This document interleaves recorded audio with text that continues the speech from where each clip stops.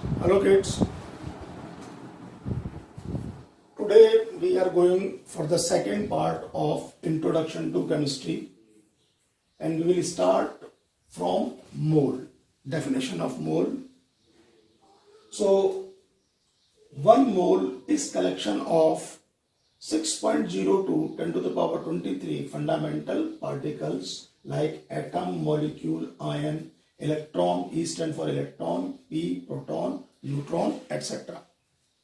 So basically what we are doing, जैसे हम daily life में एक दर्जन बोलते हैं, डजन 12 आर्टिकल को, वैसे ही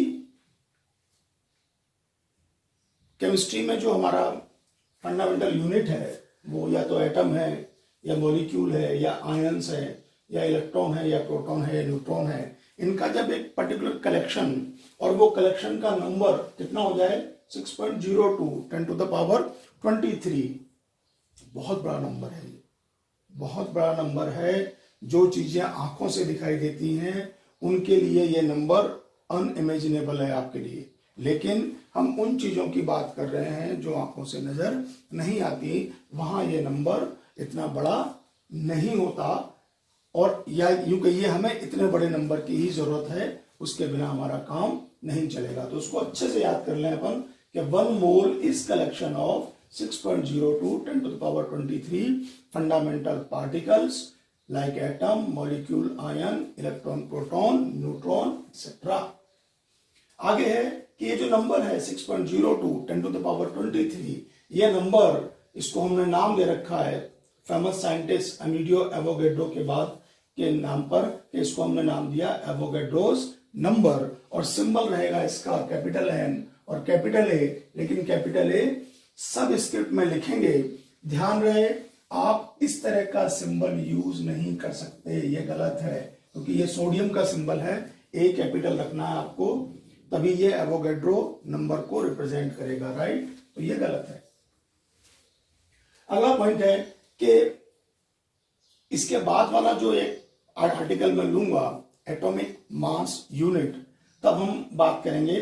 तो ये पॉइंट थोड़ा सा आगे चल रहा है, लेकिन अभी इसको ध्यान से सुन लें आप कि ये 12 ग्राम ऑफ कार्बन 12 कार्बन का एक और आइसोटोप है 14 उसको नहीं लेना है, कार्बन 12 तो कार्बन 12 के 12 ग्राम लेने हैं, ठीक है। इसमें भी उतने ही एटम होंगे जितने कि एक मोल में होते हैं, that is 6.02 10 to the power 23 atom. आगे जाके हम सीखेंगे कि IUPAC ने कार्बन 12 को रेफरेंस बनाया हुआ है, इसीलिए इसको ध्यान रखना जरूरी है कि अगर कार्बन 12 के 12 ग्राम लिए जाए, किसी का इच्छा हो सकती है कि सर अगर कार्बन 14 होता मान लो कहीं, तो हम क्या करते हैं, तो कार्बन 14 में ये रेफरेंस होता 14 ग्राम का। कोई कहे सर मैं हीलियम को रेफरेंस बनाऊंगा, तो हीलियम में रेफरेंस होता 4 ग्राम का। कोई कहे मैं नाइट्रोजन को रेफरेंस बनाऊंगा, तो नाइट्रोजन में रेफरेंस होता 14 ग्राम का। यह बात आपको समझ में आ गई। कई बार ऐसे क्वेश्चन भी आ जाते हैं जिसमें रेफरेंस हाइपोथेटिकली वो चेंज कर देता है। ऐसे केस में जो भी उसका मास नंबर है उतने ही ग्राम लेने हैं। कार्बन 14 लेंगे तो उसका 14 ग्राम लेना पड़ेगा, कोई हीलियम का रेफरेंस लेगा तो उसको 4 ग्राम लेना पड़ेगा, और कोई नाइट्रोजन का रेफरेंस लेगा तो उसको 14 ग्राम लेना पड़ेगा। लेकिन हमने रेफरेंस लिया है कार्बन 12 का, तो हमने क्या लिया 12 ग्राम, उसमें उतने ही एटम होंगे जितने की एवोगैड्रो नंबर की वैल्यू है, राइट? आगे जाके हम देखेंगे, इसमें आगे है कि मोल रिप्रेजेंट्स ए नंबर ऑलवेज।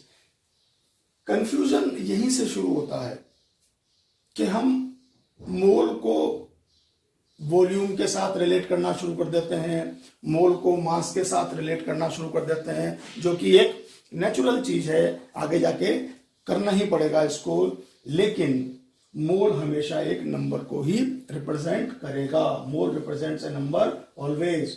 मोल नेवर रिप्रेजेंट मास और वॉल्यूम। मोल MOL, देखें आप, मैंने जो मोल एज ए वर्ड है वो MOL ही है, लेकिन small m small o small l is the SI unit, system international unit of amount of matter. तो मैटर जो है जिसमें कि मास और वॉल्यूम, मैटर की डेफिनेशन क्या है? Anything which has definite mass and possess some volume, उसको हम मैटर कहेंगे। उस मैटर के बारे में बात हो रही है, तो मैटर से रिलेटेड मास भी है, मैटर से रिलेटेड वॉल्यूम भी है, लेकिन ये काम मोल का नहीं है। मोल का काम है एक नंबर को रिप्रेजेंट करना, मास या वॉल्यूम को रिप्रेजेंट नहीं करता। भले से मोल क्या है, ऐसा unit of amount of matter है। ठीक है, इस कंफ्यूजन को दूर करने के लिए हम एक सिंपल सा एग्जांपल ले सकते हैं।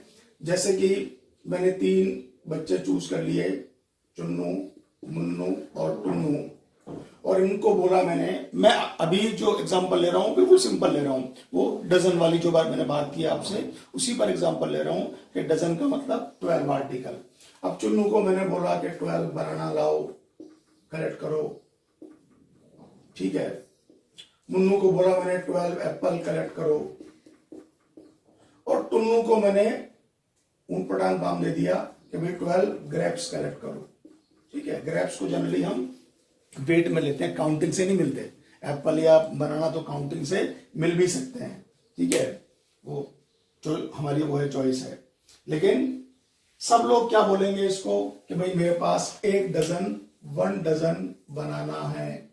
ये भी बोलेगा मेरे पास 1 डजन एप्पल है।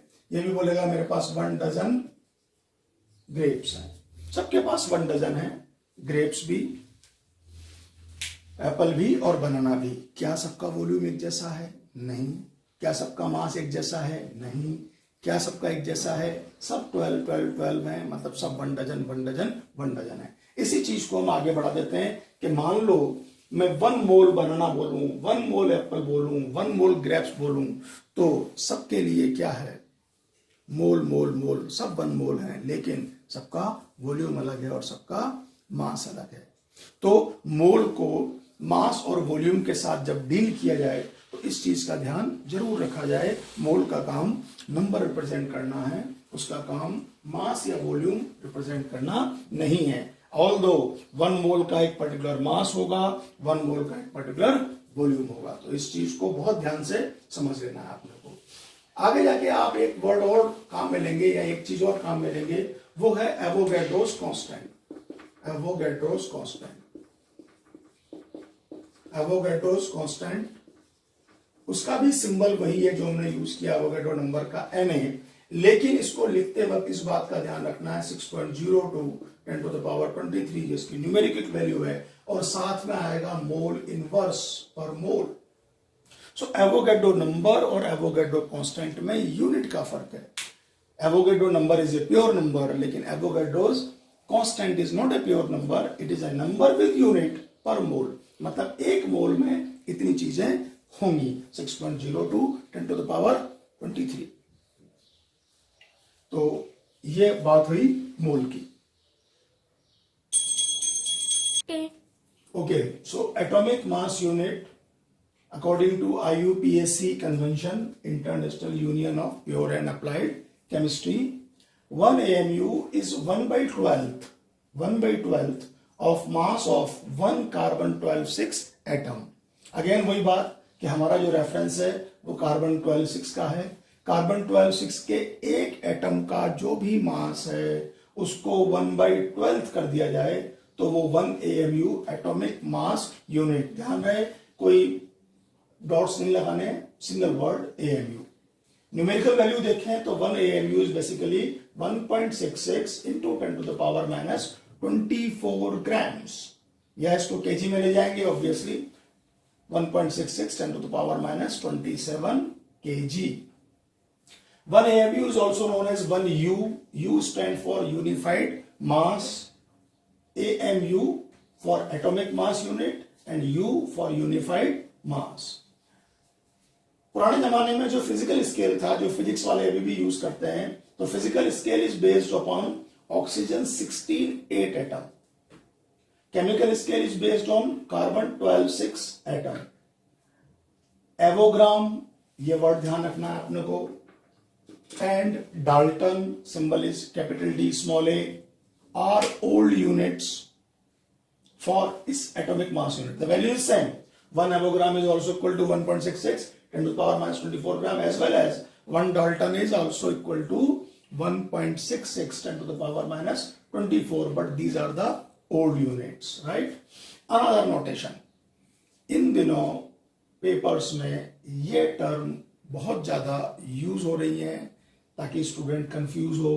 तो अनदर नोटेशन, वर्ड लिखा हुआ है ग्राम एटम मींस 1 मोल एटम, ग्राम मॉलिक्यूल मींस 1 मोल मॉलिक्यूल, ग्राम आयन मींस 1 मोल आयन। लेकिन यह चीज परेशान करने वाली हो सकती है कई बार अगर प्रॉपरली डील नहीं किया जाए तो। यहां कुछ कंफ्यूजन्स हैं, मैं उनको दूर करता हूं। सबसे पहला कंफ्यूजन या सबसे पहली चीज जो अपने को समझनी है कि अगर कोई कहे सर फिजिकल स्केल पर एएमयू की डेफिनेशन क्या होगी, तो जैसे हमारे ऊपर डेफिनेशन लिखी हुई है हम उसी को मॉडिफाई कर सकते हैं कि 1 एएमयू ऑन फिजिकल स्केल, ध्यान रहे कौन सा scale, physical scale, is 1/16 into mass of 1, एक ऑक्सीजन 16 एटम। मैंने उसी जो डेफिनेशन है उसी डेफिनेशन को मॉडिफाई कर दिया कि अगर मुझसे केमिकल स्केल पे पूछा जाएगा तो मैं कहूंगा एक AMU 1/12 mass of 1 carbon 12 atom, और अगर मुझसे फिजिकल स्केल पे पूछा जाएगा तो मैं कहूंगा 1 AMU is 1/16 of the mass of 1 single 1 oxygen 16 atom. ठीक है, तो ये फिजिकल स्केल की बात हो गई। अगर कोई हाइपोथेसिस या हाइपोथेटिकल कहे कि साहब हमने तो एक नया यूनिवर्स ढूंढ लिया, खूब सारे यूनिवर्स हैं, ठीक है, केवल एक ही यूनिवर्स नहीं है, मल्टीपल यूनिवर्स की कंसेप्ट है हमारे पास। तो हमारा एक यूनिवर्स है, उस यूनिवर्स में तो नाइट्रोजन की अबंडेंस है, हम तो नाइट्रोजन को रेफरेंस मानेंगे, तो नाइट्रोजन 14.7 को कोई रेफरेंस मानेगा, तो आप समझ गए होंगे अब डेफिनेशन क्या होगी। सो इसमें 1 एएमयू कितना हो जाएगा, 1/14, right, 1/14 mass of 1 nitrogen 14.7 atom. Nitrogen 14.7 atom का जो सिंगल एटम का जो मास है उसको 1/14 कर दिया जाए तो वो 1 एएमयू बन जाएगा। इसी तरह अगर कोई कहे सर मैं तो हीलियम को रेफरेंस मानूंगा, तो आप अपने आप समझ गए होंगे कि अब क्या होने वाला है। सो बेसिकली हीलियम का एक एटम पकड़ना है, उसका जो भी मास है उसका 1/4 कर देंगे, 1 एएमयू हो जाएगा। तो इस तरह के हाइपोथेटिकल क्वेश्चन से घबराने की जरूरत नहीं है। दूसरा जो कंफ्यूजन शुरू होता है वो इन टर्म्स को लेकर शुरू होता है। तो आपको एक क्लियर कट डिफरेंस समझना है। जैसे मैं आपसे कहूं कि 2.7 ग्राम ऑफ एल्यूमिनियम, इसका मतलब वही है जो आप समझ रहे हैं कि एल्यूमिनियम का हमने 2.7 ग्राम लिया है। लेकिन अगर यह लिखा हो 2.7 ग्राम एटम ऑफ एल्यूमिनियम, तो इसका मीनिंग अब डिफरेंट है, क्योंकि अब 2.7 ग्राम एटम वर्ड एक साथ लिखा हुआ है, means 2.7 mole of aluminium atom. Are you getting my point? अगर मैं आपसे कहूं कि 2 ग्राम H2O मॉलिक्यूल, इसका मतलब वही है जो लिखा हुआ है कि आपने 2 ग्राम वाटर मॉलिक्यूल लिया है। लेकिन मैं लिखता हूं 2 ग्राम मॉलिक्यूल ऑफ H2O, तो इसका मीनिंग डिफरेंट होगा। 2 ग्राम मॉलिक्यूल वर्ड एक साथ आया है, अब इसका मीनिंग है 2 मोल H2O मॉलिक्यूल। आई थिंक ये चीज क्लियर हो गई कि ग्राम एटम, ग्राम मॉलिक्यूल, ग्राम आयन, इनको लिखने का ऐसे आयंस में समझ सकते हैं आप। मैं आपसे कहूं भाई 14 ग्राम N3- ion, nitride N3- ion, तो इसका मतलब वाकई 14 ग्राम नाइट्राइड आयन लिया गया है। लेकिन अगर लिखा हो 1 ग्राम आयन ऑफ N3-, तो इसका मीनिंग डिफरेंट है। ग्राम एंड आयन वर्ड एक साथ है, तो 1 ग्राम आयन मीन्स 1 मोल नाइट्राइड आयन। तो यह चीज का ध्यान रखना है, right? Okay, so atomic mass unit के बाद हम एक टर्म लेते हैं, उस टर्म का नाम है gram atomic mass, GAM, gram atomic mass. Basically gram atomic mass का काम क्या है कि GAM is basically mass of 1 mole atoms in gram unit. जो कि इसके नाम में ही लिखा हुआ है, ग्राम एटॉमिक मास, ग्राम यूनिट इसके अंदर इन्वॉल्व है, ए एटम है, मास है, तो मुझे मास लेना है 1 मोल एटम्स का ग्राम यूनिट में, ठीक है। तो उसको बोलेंगे हम ग्राम एटॉमिक मास। जैसे एग्जांपल के तौर पर हाइड्रोजन के लिए हम बोलेंगे 1 ग्राम, सोडियम के लिए बोलेंगे हम लोग 23 ग्राम, ठीक। आयरन के लिए बोलेंगे हम 56 ग्राम। इस तरह इन चीजों को हम कहेंगे ग्राम एटॉमिक मास। 1 मोल का मास ग्राम में रिप्रेजेंट किया जाए तो उसको हम कहेंगे ग्राम एटॉमिक मास। यहां एक टर्म और बुक्स में आपको नजर आएगी जो है RAM। RAM is basically relative atomic mass, relative atomic mass. अब इसमें जैसे इसका नाम है, इसके नाम में ही इसका मीनिंग क्लियर है कि भाई ये किसी एटम का मास है और किसी के रिलेशन में है। तो RAM बेसिकली क्या है? RAM is mass of 1 atom upon 1/12 mass of carbon 12 atom. जगह कम पड़ रही है थोड़ी सी, एटम लिख रहा हूं मैं यहां पर, एटम, ठीक है। इस चीज को हम बोलेंगे, मैं दोबारा लिख देता हूं इसको, 1/12 मास ऑफ कार्बन 12 एटम। तो आप देख रहे हैं ये एक रेशो है, ये रेशो है तो मतलब डायमेंशन कट गई। ऊपर मास ऑफ 1 एटम ग्राम में होगा और ये भी ग्राम में होगा, तो it is always dimensionless. Basically RAM का काम क्या होता है? RAM is number of nucleons, number of nucleons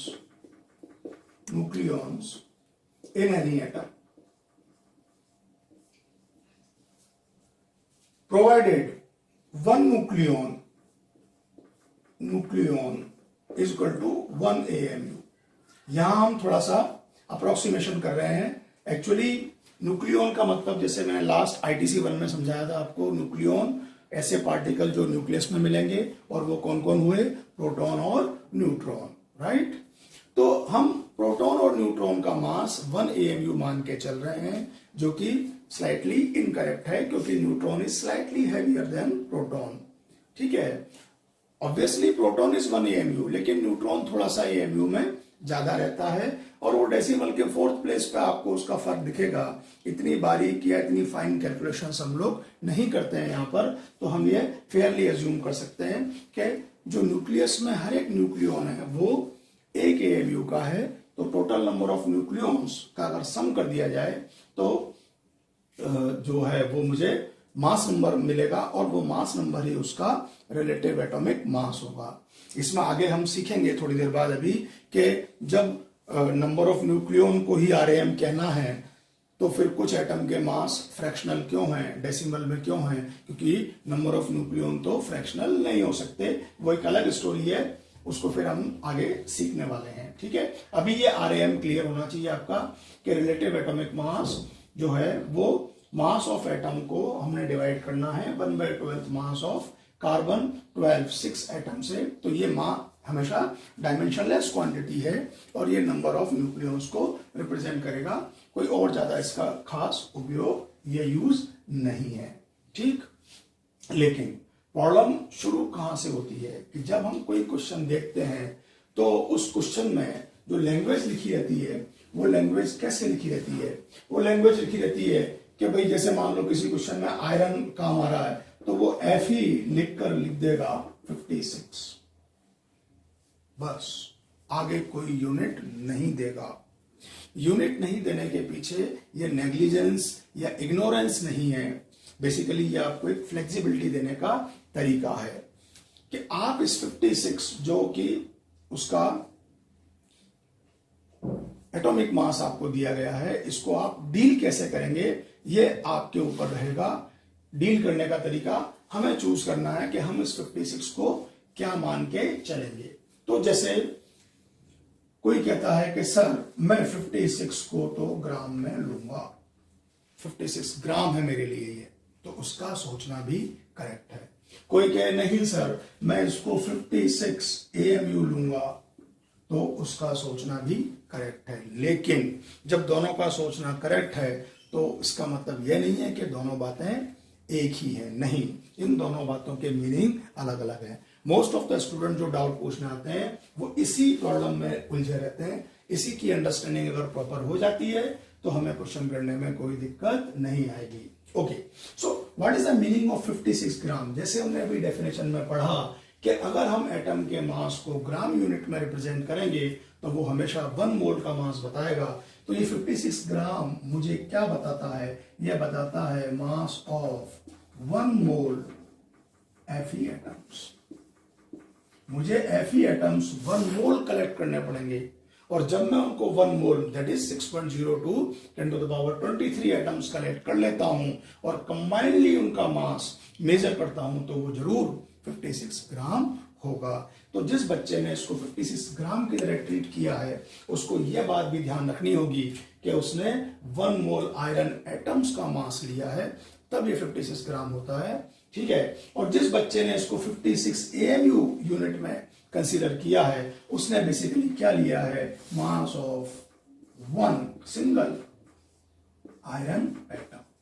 अब आप समझ गए होंगे कि दोनों ही अपनी अपनी जगह सही है, लेकिन दोनों ही चीजों का मीनिंग अलग अलग है। ये बहुत ही इंपॉर्टेंट है, इसको अगर आप ध्यान में रखेंगे तो आपके क्वेश्चंस गलत नहीं होंगे कि अगर मैं 56 नंबर वही है हर बार 56, लेकिन उसे ग्राम में लेने का मीनिंग कुछ और होता है और उसको AMU में लेने का मीनिंग कुछ और होता है। आई थिंक सारी चीजें क्लियर हैं। ओके, अभी जो हमने सीखा उस पर हम कुछ क्वेश्चंस करके देखते हैं।